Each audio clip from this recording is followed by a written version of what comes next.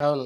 రేపు పొద్దున మన తలకాయలేంటి, మన అంతే కదా. ఇళ్ళేంటి, మన అవును. ఆస్తులేంటి, ఉమ్. ఇది దృష్టిలో పెట్టుకోవాలి. కానీ ఒకటి ప్రత్యర్థిని భయపెట్టడం, లేదంటే వైసీపీ నాయకులను లొంగ తీసుకోవడం, ఏదైనా రాజకీయం అనుకోనివ్వండి. ఇందులో ఇంకొకటి కూడా బాబు గారి మాస్టర్ ప్లాన్‌లో ఇలా కేసులు ఎక్కువ పెడితే కొంతమంది సీనియర్లు, కొంతమంది నాయకులు బీజేపీ వైపు వెళ్ళబోతున్నారు, బీజేపీలో చేరబోతున్నారు.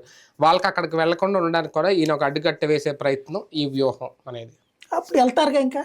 హ్మ్. ఇక్కడ ఇట్లా చేశారనుకోండి, హ్మ్. అప్పుడు వెళ్తారుగా. అంటే ఇన్ని కేసులు ఉన్న వాళ్ళని, ఒక్కొక్కరి మీద ఇంత దోపిడీలు, కబ్జాలు చేసిన వాళ్ళని మీరు తీసుకుంటారా అంటే బీజేపీ అటువంటి వాళ్ళని యాక్సెప్ట్ చేయదు. తెలుగుదేశం వాళ్ళు తీసుకోలేదా, లేరా వీళ్ళ దాంట్లో 12 కేసులన్నా లేకపోతే నేను కార్యకర్తగానే పరిగణించనని లోకేష్ చెప్పినప్పుడు, హ్మ్. మరి అప్పుడు దాంట్లో వాళ్ళని తీసుకుంటే ఏమవుతుంది? ఇట్లాంటివే కదా రాజకీయ కేసులని అంటారు కదా. అంటే వాళ్ళని ఉద్యమకారుల కింద లెక్కేశారు అదే పార్టీ అప్పుడు అది ముందు. కూడా ఉద్యమకారులే. ఈ ఉద్యమకారులు వైసీపీ ఉద్యమకారులు అవుతారు. ప్రచారం సమయంలో పోరాడినందుకు వాళ్ళు అరెస్ట్ చేసి కేసులు పెట్టుకుంది. అన్ని కేసులు ఉంటే వాళ్ళకి అది ఇప్పుడు పదవి కూడా ఇస్తాను అంతే అన్నారు. కదా. ఇవాళ వాళ్ళ వాళ్ళ తరపున ఉద్యమకారులు, వైసీపీ ఉద్యమకారులు వాళ్ళు హ్మ్. అంతే. హ్మ్. హ్మ్. సింపుల్ అది. అంటే ఇదొక మాస్టర్ ప్లానా నిజంగా? ఇది నిజంగా శ్వేతపత్రం విడుదల చేసేసి ఆ లెక్కలు చూపించేసి అంతవరకు వదిలేస్తారు బాబు గారి రాజకీయంగా? ఫార్ములా ఎప్పుడు అంటే ఇది 2014 ఫార్ములా. హుహు. హ్మ్. ఆయన ఎప్పుడు కూడా అంతకు ముందు